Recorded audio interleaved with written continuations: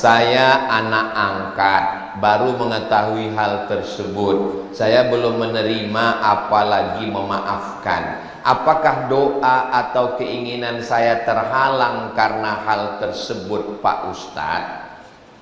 Tidak ada yang terjadi di alam semesta ini di luar kuasa Allah. Semua sudah tertulis di Lauhil Mahfuz bahwa engkau terlahir, lalu kemudian diadopsi orang. Jangan marah kepada ayah ibu kandungmu, biarlah itu urusan mereka kepada Allah. Bersihkan hatimu. Ini ayah kandungmu, ini ibu kandungmu, kau lahir dari rahimnya. Ini ibu angkatmu, kau lahir dari hatinya. Yang ini lahir dari rahimnya, yang ini lahir dari hatinya. Saya punya ibu kandung, saya punya ibu angkat. Kedua-duanya saya kirim doa, kedua-duanya saya kirim Al-Fatihah. Kita urus yang masa akan datang, yang masa lalu kita lupakan. Jangan menyimpan dendam, jangan menyimpan marah, jangan menyimpan sakit hati. Kalau disimpan dia akan mengkristal menjadi diabetes meletus, asam urat, darah tinggi, jantung koroner, mati. Mudah-mudahan Allah membersihkan hati kita semua, insya Allah. Amin. Ingat pesan Habib Salim, senyumin aja. Ketemu dengan ibu kandung, hai mama. Ketemu, kalau saya lihat dari senyum jamaah ASN dan non ASN ini semuanya adalah orang-orang bahagia. Ustaz tahu dari mana? Dari senyumnya. Karena kalau nggak bahagia nggak mungkin senyumnya bisa selepas ini. Orang kalau banyak masalah itu senyumnya tertahan, keluar dikit aja.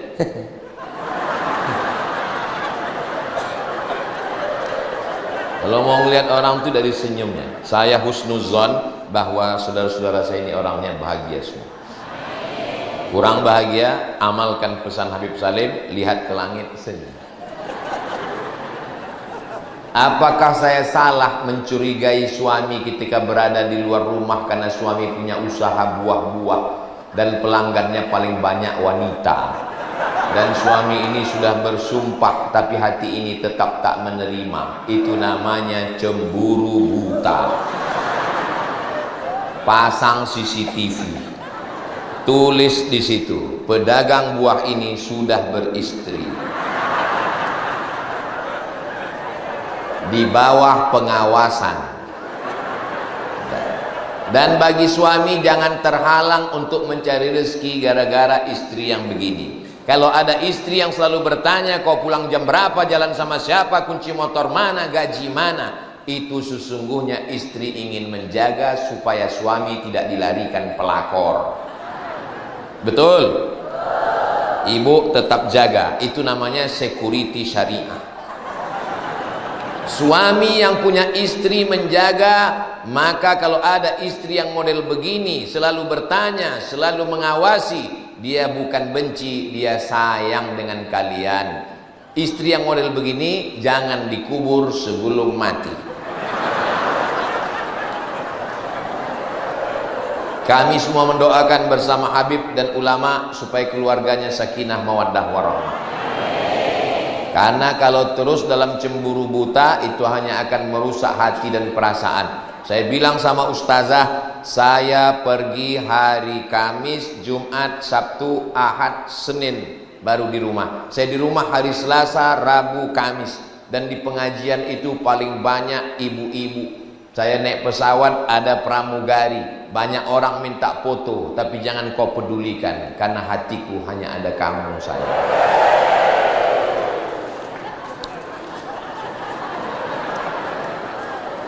Suami yang terlalu takut sama istri, bersabarlah. Kenapa? Karena kalian kalau mati tidak kena azab kubur.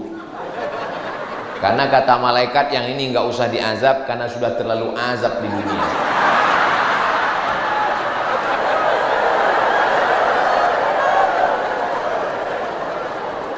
Apa hukumnya mendapat jabatan karena kedekatan dengan penguasa? Maka orang berkhianat, dia dituntut Allah di hadapan Allah Subhanahu wa ta'ala. ketika datang sahabat Nabi namanya Abu Zar Al-Ghifari minta diangkat menjadi amil zakat. Kata Nabi, innaka la dhaif, kamu orangnya lemah, untuk menjadi amil zakat ini perlu kekuatan. Berikanlah kepada orang yang layak supaya amanah. Insya Allah saya yakin husnuzon pemimpin kita adil dan amanah insya Allah. Bagaimana dengan orang yang membayar ar-rashi wal murtashi, orang yang menyogok dan yang disogok? La'ana Rasulullah sallallahu alaihi wasallam, dilaknat Allah dan dilaknat Rasulullah sallallahu alaihi wasallam. Maka Ustadz menyampaikan dalam rangka amar ma'ruf nahi munkar. Ini kalau dilihat kertasnya ini sampai sholat Jumat baru selesai ini. Saya pemuda usia 23 tahun, saya tahu kelihatan dari tulisannya. Baru saja memutuskan hubungan saya yang haram, alhamdulillah. Tapi saya sangat sayang, na'udzubillah.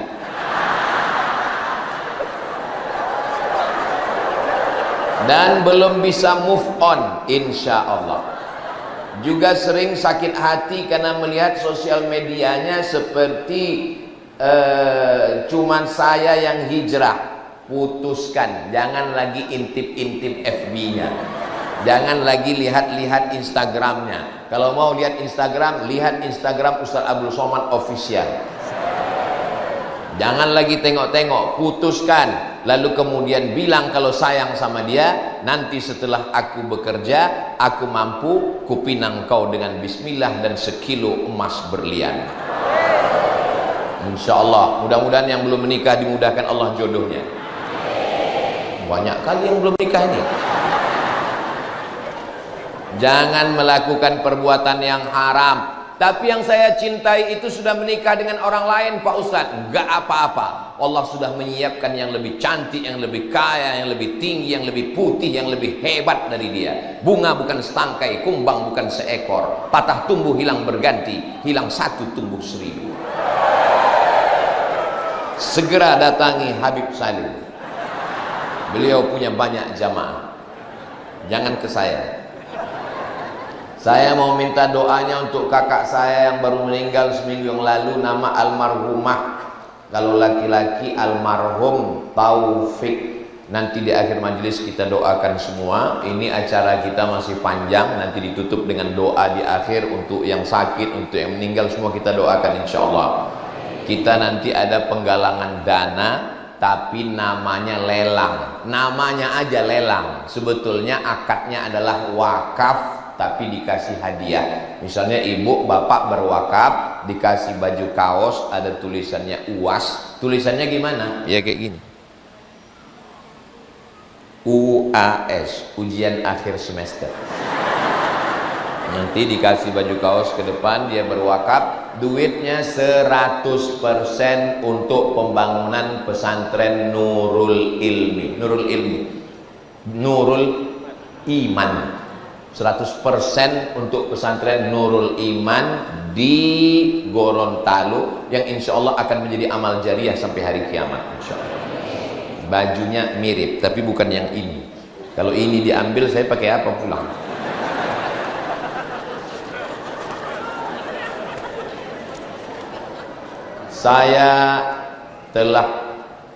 Saya dituduh berbuat santet. Apa yang harus saya lakukan untuk membuktikan perbuatan yang tidak saya lakukan? Lapor ke Pak Wakapolres. Yang nuduh ini kena pasal penistaan nama baik, pencemaran nama baik. Siapa yang kena fitnah-fitnah, segera lapor, mumpung kita masih dekat. Nanti payah kalau di kantor. Bagaimana jika saya bersumpah menjunjung Al-Quran? Apakah hal tersebut dibenarkan dalam Islam? Orang sekarang nggak percaya sumpah, dia lebih percaya polisi. Kalau kita sumpah, nanti dia akan ngomong berkelit begini, begitu, begono. Lapor ke polisi, nanti akan di BAP, yang memfitnah akan kena pasal, kena di pengadilan selesai. Al-Hakim yarfa'ul khilaf, pemerintah yang mengangkat khilaf. Nah, jadi ibu kalau ada diejek orang, dinista orang, jangan segan-segan, lapor segera. Siap lapor? Waspadalah. Bagaimana hukum dalam Islam mengenai yang percaya dan meyakini hal-hal yang gaib dari dukun atau orang pintar? Man ata kahinan, siapa yang datang ke dukun, fasaddaqahu bima yaqul, percaya pada ucapan dukun, falam tuqbal lahu salatun arba'ina lailah, tidak diterima salatnya 40 hari 40 malam. Hadis yang kedua, man ata kahinan au arrafan, siapa yang datang kepada dukun atau peramal, fasaddaqahu bima yaqul, percaya kepada ucapan dukun atau peramal, faqad kafara bima unzila ala Muhammad, maka dia sudah kafir. Jangan percaya kepada dukun, karena dukun berkawan dengan setan. Dukun-dukun ternyata ketika dukun-dukun ini ditantang oleh pesulap merah, mereka tidak menyantet. Ikut beritanya, mereka tidak menyantet, mereka lapor ke polisi juga. Oleh sebab itu maka mereka ini mesti diajak bertaubat. Pada masa Umar bin Khattab diadakan razia. Satu hari pernah dipancung 3 dukun, pancung kepalanya. Setuju dukun dipancung? Takut kelihatannya kena santet. Zaman Renaissance, abad keemasan, bangkitnya Eropa, semua dukun-dukun ditangkap, dibakar, dibunuh untuk menyelamatkan Eropa dari khurafat, takhayul dan macam-macam kesesatan. Jadi insya Allah Islam ini dibersihkan dengan akidah tauhid yang benar. Wujud qidam baqa mukhalafatu lil hawadisi qiyamuhu binafsihi wahdaniyah qudrat iradat sama basor kalam, ilmun hayat sama basor kalam. Bagaimana tindakan saya menyikapi suami yang tidak lagi memberikan nafkah batin kepada saya sudah lebih dari 4 tahun? Ada bapak pengadilan agama, ini enaknya acara, semua ada. Yang dituduh kena santet langsung lapor Pak Kapolres. Yang ada macam-macam di laut, ada langsung bapak lanal angkatan laut. Yang kebetulan ini tidak memberi. Dulu suaminya akad nikah, bapak Kua disuruh membacakan, jika baca sirat ta'liq, jika istri saya tinggalkan 6 bulan lamanya tidak memberikan nafkah zahir dan batin, lalu dia datang ke pengadilan agama, lalu kemudian istri membayar iwat 10.000, lalu hakim menjatuhkan talak 1, maka jatuhlah talak 1 saya kepadanya. Apakah kakak-kakak ingat waktu suami membacakan sirat ta'liq itu? Inilah masalahnya. Kenapa muncul pertanyaan ini? Karena banyak perempuan tidak ingat waktu suaminya baca sirat ta'liq. Waktu suaminya baca sirat ta'liq, dia hanya melihat,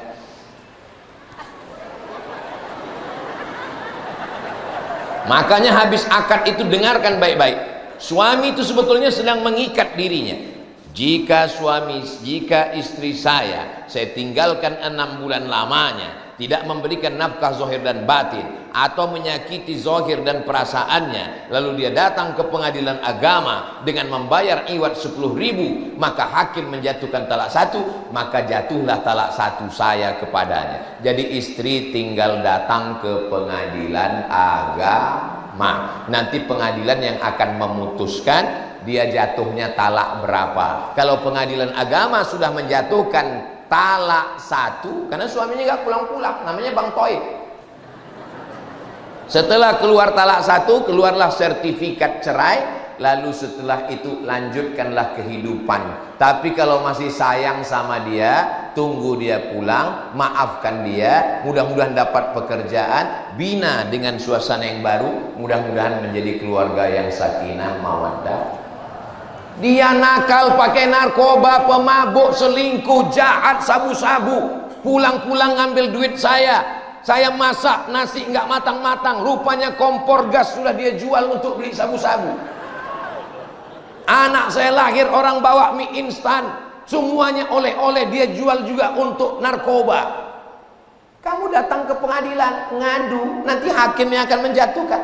Tapi kata ustadz saya, kalau saya ngadu ke pengadilan, nanti Allah marah, tiang aras bergoncang. Kalau suamimu baik, soleh, lalu kau nuntut mobil, nuntut rumah mewah, nuntut uang banyak, karena dia tidak mampu lalu kau gugat, itu yang Allah marah, yang aras bergoncang. Tapi kalau suami jahat, pemabuk, pezina, selingkuh, narkoba, kau gugat ke pengadilan, jangankan tiang aras, tiang listrik pun nggak bergoncang. Jangan mau dianiaya laki-laki. Karena agama dan negara sudah membela kalian, saudariku perempuan. Sirat taklik itu adalah ijtihad ulama-ulama di Indonesia, Asia Tenggara untuk mengikat laki-laki supaya dia jangan sembarangan. Habis akad dia tinggal. Perempuan susah mau melanjutkan hidupnya, diikatlah dia dengan sirat taklik untuk menolong perempuan. Jelas? Itulah yang dapat saya sampaikan pada kesempatan ini. Menangkap puyuh di Bukit Selasih. Thank you dan terima kasih. Wassalamualaikum warahmatullahi wabarakatuh.